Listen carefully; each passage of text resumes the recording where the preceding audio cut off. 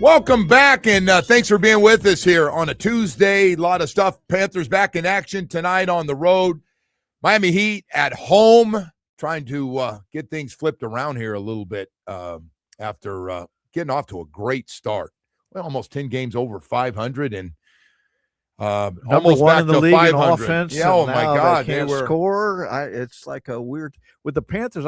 What's coming up is that outdoor game. Oh, that's gonna be that big crowd, expensive tickets, great for. I think it's great for the sport. I think hockey has hit on a lot of things. I think that commissioner's done a really good job. I think the Panthers have done a really good job here lately winning, and that's driven the sport. But I think this event that they've come up with, this outdoor game, it's great. It's been a winner everywhere. I'm curious how.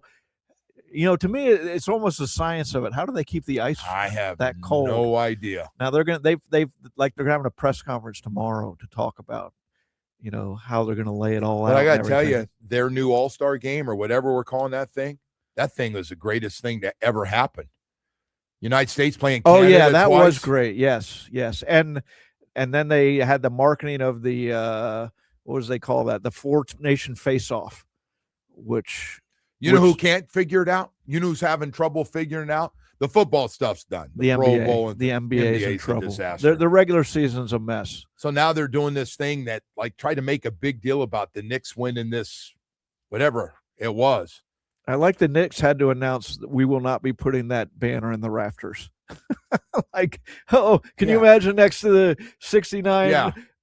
Championship is we won the Willis Reed and Dave DeBusschere, all those guys just love to have that. Yeah, right next to us. Way to go, guys! Congratulations on that extra money you made. But look what they've done. I mean, the dunk contest is it's dead. It's dead. It was a great idea, but all the All-Star, I don't really like many of the All-Star games anyway. To me, is the bigger. And those guys aren't playing hard. No, those All-Star games, they ain't playing hard, but we ain't getting hurt. And by the way, it drives all the old NBA guys nuts because they did all the right things. Anyway, yeah, they need to let that go though. We got special guests. A guy you might know from Deep Dive with Chris Perkins joins us this morning. From covering the Miami Dolphins. Perk, good morning, brother. How you doing?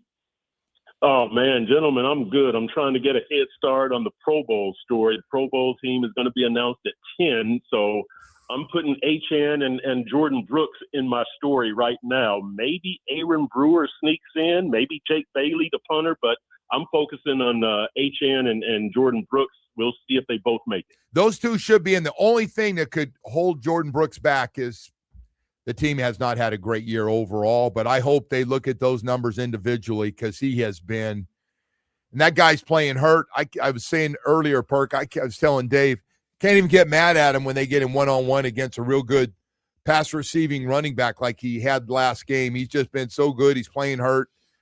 But, boy, that guy just makes play after play after play. I'm with you. You hope H.N. and Jordan Brooks are in for sure. But you're right about Brewer, man. Brewer has had one hell of a season at center. Yeah, he's athletic. He's tough. He's smart. I asked Mike McDaniel about him yesterday, and he was saying that they're able to do things in the run game with Brew that they aren't able to do with other centers just because of those traits that he has, the toughness and the athleticism and the smart. So he let us sweep. He let us sweep on Sunday, and maybe he's been doing it all year, but I noticed on Sunday. See him down the field? Yeah. Guy's running down the sideline on that run, and he's right next to him. Yeah. But Brooks and H.N. are all pro players, not just Pro Bowl. I think they're the big one. The Pro Bowl is sort of it's nice. It's good for incentives either way. Yeah, that's true. You get that money either way. Hey, you ready to get to the big one? And I get it all the time. Perk, you're pretty open about how you stand on it. Is Mike McDaniel's job safe? Do you think they've already made up their mind, or it's still open? I would think they've probably already made up their mind. And I wrote last week that I just don't understand the thinking. If Chris Greer is gone and Tua has been demoted, how do you keep Mike McDaniel? And it's not personal against Mike, I look at a couple of things. This team hasn't leveled up. You guys know I always like to cite the stat that they're 4-20 against playoff teams. This year, they're 1-4, and it could be 1-5 depending on who makes the playoffs. And then, I just think that scheme and philosophy are the things that have held this offense back, that it was so Tyreek. And you look at when they went to the dink and dunk last year, they finished 6-3. You look at when they go to the run game this year, they win 5 out of 6. That offensive system needed to be opened up. So I just think that Mike has had a bigger hand in holding up this team than Chris Greer or Tua. Ooh. We went into this. I remember you saying, I think, look, Chris Greer is number one. The number one problem's gone. Yeah. The guy is the biggest problem and has been, and you give him a hall pass, Perk. I don't know why you keep doing that unless he's sending you some good stuff. I don't give him a hall pass. I think that he got you the best talent that you've had in 20 years. And now it wasn't Super Bowl winning talent, but he did. And look, and me and Hyde have kind of disagreed on this, but what are the 2 or 3 best things Mike McDaniel has done? Because with Tua, if he fixed him, I don't know. I think he just told him throw it to Tyreek.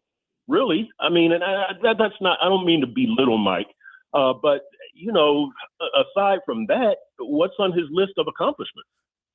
Well, I mean, there's the fixing Tua. It wasn't a small thing for this franchise. Remember now. To compound that, he fell in love with Tua too much in the contract and all that. We get that, but when you're saying he turned there was 22-23, the offense was hope, right? I mean, there was fun hope pass there. offense to watch. Yeah. So Tua's making the throws, but he ain't making them now. I'll tell you that. But I would say in 2023 they went 1-6 against playoff teams and averaged 16 points per game. I can't listen. Look, I think it's time to clean slate, start all over. The question is, where do you go? It's easy for us to say, okay, get rid of everybody. Yes. Now, where do they go? That's the harder problem to answer, and it's one we really don't have to answer in our jobs, but Steve Ross does. Hey, let me ask you. And we've all discussed this. Who's making the decision? Who does Steve Ross trust to make the decisions on general manager and head coach hires? That's almost as important as who they hire. Who's making the decision on those hires? Let me ask you a question. Champ Kelly, who I spent time with, and I really like him. I like him because he's very honest and open with me and talks to me, which is something new with some of the people over there. But Brandon Shore, interesting. His name keeps getting brought up that he could have a piece of this GM job from the side of it. Better not be player personnel because he doesn't know anything about that. But from the finance and understanding the cap and the NFL stuff that comes in to make sure we're doing everything, within league rules. Where does Brandon Shore fit in this whole thing going forward?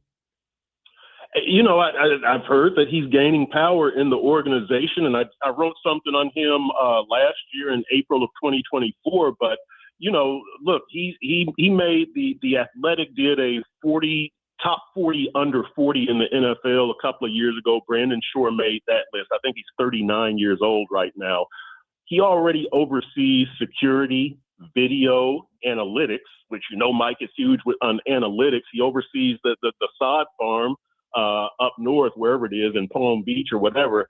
And that's along with his financial duties, of being the salary capologist. His door was like 2 doors down from Chris Greer's door. He keeps a list of personnel in the NFL so that when Chris Greer would go to him and say, hey, what about this guy? Brandon Shore didn't have to go do extensive research. He already knows about these guys. He keeps up with players in the NFL. So that's not a GM job. It's not personnel job. Yeah. But it's showing some knowledge and responsibility. So I wouldn't be surprised if he's a voice that Steve Ross is gaining more and more trust in. I agree. And somebody in the organization who could have a louder voice. I agree. The organization loves him. I totally agree with you. I don't disagree. And I'm guessing this offseason he probably had to tell Chris a couple of times no about, hey, we spent a lot of money, Chris, last year. We can't do it again, man. I can't. I'm kind of responsible for this cap going forward. It's going to fall under me. We can't do it, right? I was told he warned them about spending all this money. And now you look, they're in salary cap hell. I think he was right. And he's right. So if you're Steve Ross, okay, well, who am I listening to? The guy, maybe that. But his world is money and cap all. It's sort of like Andy Ellisberg with the Heat, which he has his lane to stay in. He's not getting into we should draft this guy or that guy. He's getting, if you make this decision, here's his cap implications. That's his world. Correct. Yeah. Yes. Well, so what do you think happens with Champ Kelly, who's interim? He's all in right now. I mean, he's working. He's changing some things that they do. I think we're more into background checks now for these guys when they come, and he's had meetings with the scouts around the country. What's your thoughts on? I mean, he's got to have some kind of how long before they make a decision on him? Yeah, I don't know. I mean, they've got to make that decision right after the season. I'll say this: the view from 30,000 feet and talking to players in the locker room is they really like Champ Kelly. Champ, if you watch before games, you know that section down there by the tunnel where the players' families are. You see Champ down there mixing with everybody, mixing with the players' families, mixing, talking to Drew Rosenhaus, who was always down there, talking to the players when they come down there to visit family. You see him out at practice all the time. And you would see Greer out at practice also, but Champ is really visible. He's shaking hands. He's dapping players up. He's got a big smile on his face. He's an emotional guy. He gets fired up. Correct. Yep. Yeah. And Minka had told me you see him in the weight room and you see him all over the facility. Very personable guy, very well liked. And if that kind of stuff matters, Champ is doing a really good job of making a positive impression around there. I don't know how you judge him because he doesn't have kind of authority to make a whole lot of moves, right? At the time that he came in, you're right around trade deadline. You don't have a lot of time to impact the team, but just from a personable personality standpoint, people love him in that building and in that locker room. So if that matters, you can check that box off. That's going to work hugely in his favor. So if you're hiring a GM from start, is he the guy? In other words, right now I'm guessing a new coach, new quarterback, new front office. If you're looking around the league, is he the number one guy you'd want? That's what Steve Ross has to decide. That is what he has to decide, and I have no idea on that.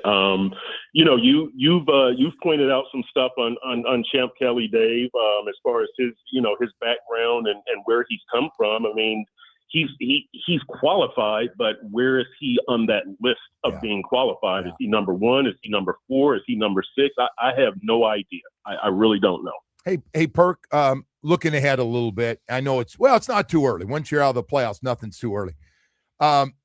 If the Finns, who are going to pick as of right now, I don't know, 7, 8, 9 in that area, if they keep losing, if Mendoza or Moore, if they really like him a lot, you jump up and do whatever it takes to get one of those two guys. You're coming into Perk's wheelhouse right now. We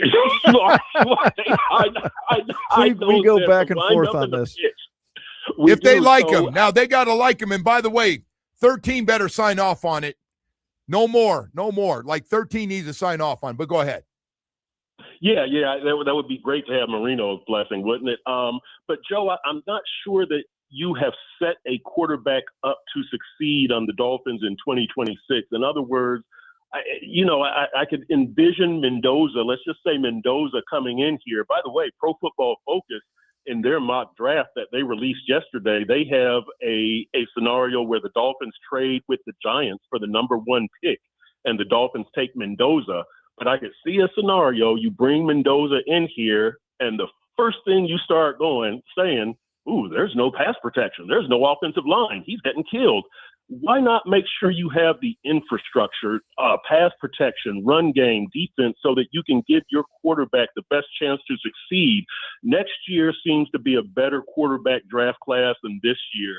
I wouldn't force myself to fall in love with Mendoza from Indiana, Dante Moore from Oregon, Ty Simpson from Alabama, because I'm just not sure. And we have to see with, Senior Bowl and Combine and all that kind of stuff. But right now, I'm not sure that any of those guys are that guy.